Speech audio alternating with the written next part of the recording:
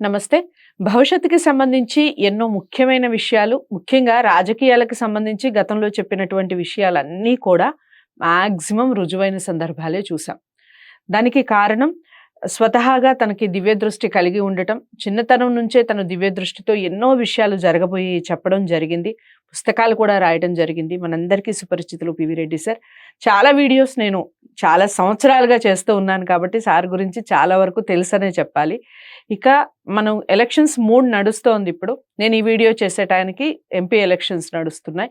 So, ఈ ఎంపీల్లో ఎవరు గెలుస్తారు అని చెప్తూనే అసలు ఏ పార్టీ భావితరాలకి మేలు చేస్తుంది, భవిష్యత్తుకి పునాదులు వేస్తుంది, ఎవరికి మంచి జరుగుతుంది ఏ పార్టీ వలన, నిజంగా అలాంటి పార్టీలు అసలు మనకి భారతదేశంలో ఉన్నాయా అని వివరిస్తూనే ఏ పార్టీ వస్తే కాస్త మనం బాగుంటాం, మన లైఫ్ బాగుంటుంది, ఈ విషయాల మీద పివి రెడ్డి సార్ చెప్పబోతున్నారు. తప్పకుండా వీడియోని ఎక్కడ స్కిప్ చేయకుండా చూడండి. నమస్కారం సార్. నమస్కారం. సార్ చెప్పండి, అసలు భావితరాలకి మంచి చేసే పార్టీలు భారతదేశంలో ఉన్నాయా అని ముందు చెప్తూ, అసలు ఏ పార్టీ గెలవాలంటారు, ఏ పార్టీ గెలిస్తే మనకి ఫ్యూచర్ అనేది చాలా అంటే చాలా బ్రైట్గా, అట్లీస్ట్ భావితరాలకి మనం కష్టపడుతున్నాం, మనకన్నా కాస్త బెటర్గా ఉంటారు మన పిల్లలు అనుకునే పార్టీలు ఏవైనా ఉన్నాయా భారతదేశంలో చెప్పండి. సో గుడ్, చాలా మంచి క్వశ్చన్ వేశారు మేడం. ప్రేక్షకులకు, పొలిటికల్ లీడర్స్కి, మేధావులకు, పండితులకు నమస్కరించి మాట్లాడుతున్నా మేడం. నేను చెప్పబోయే సబ్జెక్టు దైవ సంకల్పంతో 100% కర్మ సిద్ధాంతంతో మానవుని సృష్టి, మానవుని మనుగడ క్షణక్షణం రిమోట్ కంట్రోల్ భగవంతుని చేతిలో ఉంది. భగవంతుడు ఆట ఆడిచ్చినట్టే మానవుడు ఆట ఆడుతున్నాడన్న దృఢ సంకల్పంతో, కర్మ సిద్ధాంతంతో నేను మాట్లాడుతున్నా మేడం. పాలకపక్షం, ప్రతిపక్షము, నేషనల్ పార్టీసు, లోకల్ పార్టీస్ సృష్టి అంతా భగవంతుని సృష్టి.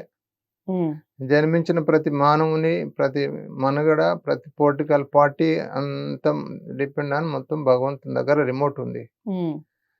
నేను ఏ పార్టీని దృష్టిలో పెట్టుకొని కానీ, ఏ వ్యక్తిని దృష్టిలో పెట్టుకొని కానీ, ఏ పార్టీపై అభిమానం ఉండి కానీ నేను మాట్లాడట్లేదు. పక్క కర్మ సిద్ధాంతంతో నేను అనలైజ్ చేసి మాట్లాడుతున్నా. దయచేసి ఎవరు తప్పు పట్టకూడదు. సో గత 50 సంవత్సరాల నుంచి మనం భారతదేశాన్ని పరిపాలించిన పార్టీ కాంగ్రెస్ పార్టీ. సంపూర్ణ దైవానుగ్రహంతో ఆవిర్భవించి బ్యాలెన్స్ తప్పకుండా పరిపాలించిన పార్టీ కాంగ్రెస్ పార్టీ. సృష్టి కాలచక్రంలో అనేక మార్పులు చెందుతున్నాయి. దినదిన అభివృద్ధి చెందుతుంది. ఎంతో సైంటిఫిక్ పరిజ్ఞానం అభివృద్ధి చెందుతుంది. సో కాలంలో భగవంతుని మార్పులతే, భగవంతుని దైవానుగ్రహంతో మన బీజేపీ పార్టీ ఆవిర్భవించింది. నేను నేడు జరుగుతున్న పరిణామాల్లో కాంగ్రెస్లో ఉన్న నాయకులను తప్పు పట్టట్లేదు, వాళ్ళ మనోభావాలు తప్పు పట్టట్లేదు, వాళ్ళు మాట్లాడే మాటలు తప్పు పట్టట్లేదు, వాళ్ళు పెట్టే స్కీమ్లను తప్పు పట్టట్లేదు. సో అంతా దైవానుగ్రహంగా నేను భావిస్తూ చెప్తున్నా మేడం. సో గత చరిత్ర చూసుకుంటే కాంగ్రెస్ పార్టీ ఈక్వల్ గాడ్.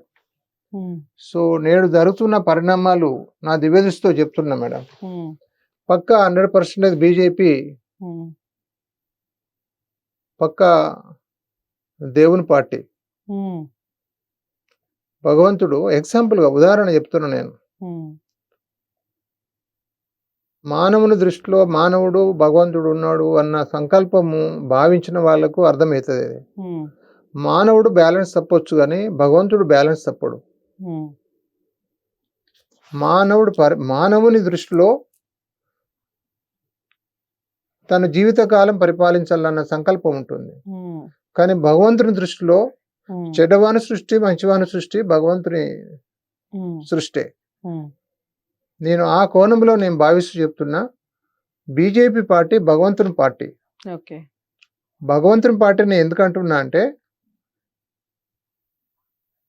అది ఎందుకు నిర్మించినా అన్నది జరగబోయే పరిణామాలు మనం చూస్తే అది అర్థమవుతుంది. ఇప్పుడు మనకు బీజేపీ మనోభావాలు, కాంగ్రెస్ మనోభావాలు నేడు జరుగుతున్న పరిణామాలు ఎట్లా ఉన్నాయంటే ఎగ్జాంపుల్ చెప్తాను నేను. బీజేపీ మనోభావాలు మన భారతదేశం ఒక దట్టమైన అరణ్యం లాంటిది, అడవి లాంటిది. పచ్చగా, ఎటు చూసిన పచ్చగా పూలతో, పండ్లతో, ఎనలేని కోటాను కోట్ల ప్రాణజీవులతో కలకలాడుతున్న దట్టమైన అడవి లాంటిది. ఆ అడవిలో గనుక సింహాలు లేకుంటే ఆ అడవి అసలు మొత్తము కొట్టుకపోతారు. ఆ అడవిలో సింహాలు ఉంటే అడవిలో ఎవ్వరు కూడా అడుగు పెట్టి అడవిని అంతం చేయరు, అడవిని నరకరు, అడవిని విధ్వంసం చేయరు, అడవిని అంతం చేయరు. ఆ అడవిలో గనక సింహాలు లేకుంటే, ఆ అడవిలో గనక సింహం ఉంటే ఆ అడవిలో ఒక్క ఆకు కూడా తెంపడానికి ధైర్యం ఉండదు. నేడు జరుగుతున్న పరిణామాలు మన భారతదేశానికి బీజేపీ పార్టీ, మన ఆ అడవిలో సింహం లాంటి వ్యక్తి నరేంద్ర మోడీ గారు. నరేంద్ర మోడీ గారు ఒక సింహం లాంటి వ్యక్తి. అడవిలో సింహం ఉంటే ఎవరైతే అలా అడుగుపెట్టి అడవిని అంతం చేయరో, సింహాలు లేని అడవి చూడండి దినదినం పతనం అయిపోతుంది. అది అందులో ఉన్న వనరులన్నీ నరకపోతారు.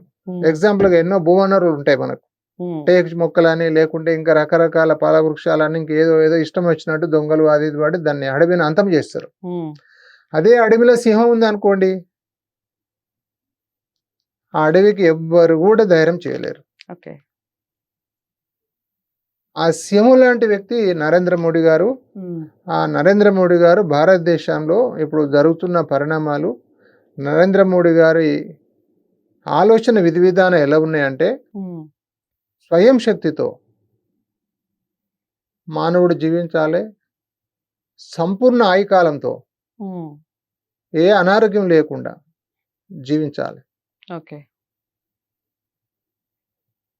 అదే ఎగ్జాంపుల్గా నేను చెప్తున్నా, సముద్రంలో ఉన్న ప్రాణజీవులు దానికి ఏ రూల్ పోయేరు.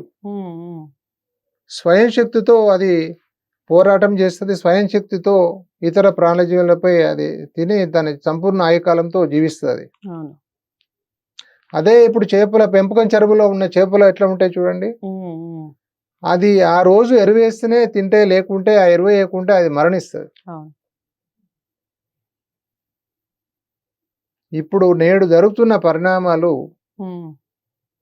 సముద్రం లాంటి బీజేపీ పార్టీ ఎవ్వరి ఆహారం వాళ్ళే కష్టపడి సంపాదించుకోవాలి, సంపూర్ణ ఆయురారోగ్యాలతో జీవించాలి అన్న మనోభావాలు కలిగిన పార్టీ బీజేపీ పార్టీ. ఇతర పార్టీలు ఈ పెంపకం చెరువులో ఉన్న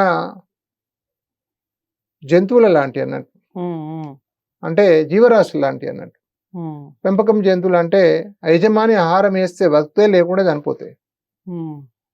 అంటే నేడు జరుగుతున్న పరిణామాలు ఏంటంటే, భావి తరాలకు వటవృక్ష మొక్కలు పెడుతుంది బీజేపీ పార్టీ. ఆ మొక్కలను పోషించండి, దినదినం అభివృద్ధి చెందండి, వచ్చిన ఫలాలు తినండి, జీవించండి అని బీజేపీ అంటుంది. ఇతర పార్టీలు ఏమంటుంది, మొక్కలు పెట్టుడు అవసరం లేదు, ఇతర దేశాల నుంచి పనులు తీసుకొచ్చి మీకు తినబెడతాం, మా కోట ఏమంటుంది. అంటే బీజేపీ పార్టీ ఏ ఇతర దేశాలతో సత్సంబంధాలు పెట్టుకోవట్లేదంటారు. స్వయం శక్తితో కష్టపడండి, ఈ విషపూరిత ఆహార పదార్థం తినకండి, సంపూర్ణ ఆయుకాలంతో మీరు కష్టపడి మీరు జీవించండి, నా కోట ఏమని బీజేపీ అంటుంది. బీజేపీ అంటుంది. ఇతర పార్టీలు ఏమంటున్నాయంటే, మీరు కష్టపడకండి, మీరు ఇంట్లో ఉండండి, మీరు జీవితకాలం మేము సాత్తము, బాయిలర్ కోళ్ళ యొక్క సాత్తము అని, మేము తిండి పెడతాం, సర్వం అన్ని పెడతాం అని ఇతర పార్టీలు అంటున్నాయి. అంటే కొన్ని ప్రదేశాల్లో, కొన్ని ప్రాంతాల్లో వేరే మతాలకి సంబంధించిన గొడవల్ని బాగా రెచ్చగొడుతోంది బీజేపీ పార్టీ అని కొంతమంది విమర్శిస్తూ చాలా మంది. నేను ఒకటి చెప్తున్నా మేడం, బీజేపీ పార్టీ సింపుల్ గా చెప్పిన, దయచేసి ఎవరు తప్పుపడకూడదు. ఈ భారతదేశంలో కానీ ప్రపంచంలో కానీ విశ్వంలో ఈ భూగోళంపై జన్మించిన ప్రతి ప్రాణజీవి జీవించే హక్కు ఉంది. ఇది ఎవరి అబ్బ సొత్తు కాదు, ఎవరి సొత్తు కాదు. ఇది వ్యక్తిగతంగా పార్టీ మనోభావాలకు, పార్టీ గుర్తింపు కొరకు కొన్ని స్వార్థపూరిత మాటలు మాట్లాడొచ్చు కానీ ఈ భూగోళంపై జన్మించే హక్కు ప్రతి ప్రాణజీవికి ఉంది, జీవించే హక్కు ఉంది, ప్రతిది కూడా పోరాటం చేసే హక్కు ఉంది. నేను ఎందుకు బీజేపీని బోధన చేస్తున్నా అంటే, బీజేపీ పార్టీ ఒక భగవంతుని పార్టీ. భగవంతుని దృష్టిలో కులమతాలు లేవు. జన్మించిన ప్రతి ప్రాణజీవి నా సృష్టే, జన్మించిన కర్మజీవి నా సృష్టే, ప్రతి జన్మకు నేనే కారణము. ఒక్కొక్క జన్మ ఒక్కొక్క కర్మ ఒక్కొక్కటి ఒక ఎగ్జాంపుల్ ఎన్నో గుణాలు కలిగి జన్మిస్తారు. ఈ భూగోళంపై మీరు చూడండి, ఎగ్జాంపుల్ గా కోటాను కోట్ల ఫలవృక్షాలు ఉన్నాయి. ఒక్కొక్క ఫలవృక్షం ఒక్కొక్క ఆరోగ్యానికి పనిచేస్తుంది. విన్నరా? జన్మించిన ప్రతి మానవుడు కూడా అంతే. జన్మించిన ప్రతి మానవుడు ఒక్కొక్క ఫలవృక్షం లాంటి వాళ్ళు.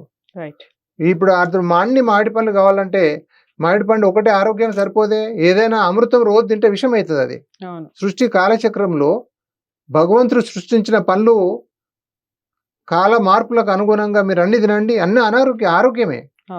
మీరు ఏదో ఒకటి అమృతం అని దాచుకుని తినండి, అది విషం అవుతుంది. అది మనుషుల జీవన విధి విధానము, మనుషుల మనోభావాలు, మనుషుల జన్మ కూడా భగవంతుని దృష్టిలో అందరూ సమానమే.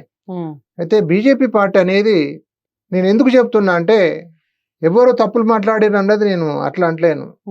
భారతదేశంలో ఎగ్జాంపుల్ గా జన్మించిన ప్రతి మానవుడు భారతీయుడే.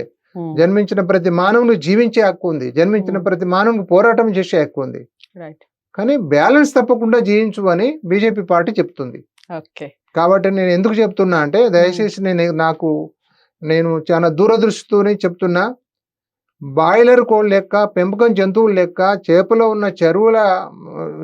పెంపకం చెరువులో ఉన్న చేపల లెక్క ఇతర పార్టీలు బ్యాలెన్స్ తప్పుతున్నాయి. టోటల్గా చెప్పాలంటే ఇతర పార్టీలు బ్యాలెన్స్ తప్పుతున్నాయి. కాబట్టి ఇప్పుడు బీజేపీ పార్టీ కూడా గెలుపు కొరకు కొన్ని బ్యాలెన్స్ తప్పి మాట్లాడుతుంది, పథకాలు పెడుతుంది. మీరు నాటి మానవుడు చూడండి, చరిత్ర 50-60 ఏళ్ల కింద ఇవన్నీ ఎక్కడి అండి? ఎవరి కష్టం వాళ్ళు కష్టపడరు, ఎవరి మొత్తం వాళ్ళు సంపూర్ణ ఆయుకాలంతో జీవించిండ్రు. నువ్వు కష్టం లేకుండా నువ్వు ఒకే కుర్చీకి పరిమితే తినండి, బాడీ విషం అవుతుంది. నువ్వు ప్రతిది కూడా కష్టపడి జీవించు, నువ్వు సంపూర్ణ ఆయుకాలంతో సంపూర్ణ ఆరోగ్యంతో జీవిస్తావు. నువ్వు కూర్చొని తినండి, ఎనలేని బీమార్లు వస్తాయి, ఆయుకాలం తగ్గిపోతుంది. బీజేపీ పార్టీ గెలుస్తుంది. కష్టపడి పని చేయండి, కష్టపడి జీవించండి, 100 సంవత్సరాలు జీవించండి అని. ఇతర పార్టీలు చెప్తున్నాయి, కష్టపడకండి, మీరు ఇంట్లో ఉండండి, అన్ని పథకాలు పెడతాము, మీరు బాడీ సంపూర్ణ ఆయుకాలం, రేపు ఏమైనా పర్వాలేదు, ఈ రోజు ఆనందపడాలని ఇతర పార్టీలు అంటున్నాయి. రేపు ఇవి విషపూరిత పదార్థాలు తింటే రేపు మనం బతకమునాయనా అని బీజేపీ పార్టీ అంటుంది. ఓకే, సో బీజేపీ గురించి చాలా చక్కటి వివరణ ఇచ్చారు పివి రెడ్డి సార్. అయితే బీజేపీ పార్టీ మిగిలిన పార్టీలతో కలిసి కొన్ని ప్రాంతాల్లో మరి పోటీ చేస్తోంది. దానికి సంబంధించి ఒక వీడియో చేస్తాను తప్పకుండా. మరి ఎందుకు కలుస్తోంది? ఇంత సక్రమంగా పాలన సాగించి ప్రజలకి మంచి చేయాలి అని భగవంతుని చేత నిర్మించబడ్డ పార్టీ కాబట్టి ఖచ్చితంగా అది ఒక్కటే సింగిల్గా పోటీ చేయొచ్చు కదా, ఎందుకు కలుపుకొని పోతుంది అన్న విషయాల మీద నెక్స్ట్ వీడియో చేసే ప్రయత్నం చేస్తాను. ఈ వీడియోని తప్పకుండా లైక్ చేసి అందరూ షేర్ చేయండి, ఛానల్ని సబ్స్క్రైబ్ చేసుకోండి. నమస్తే.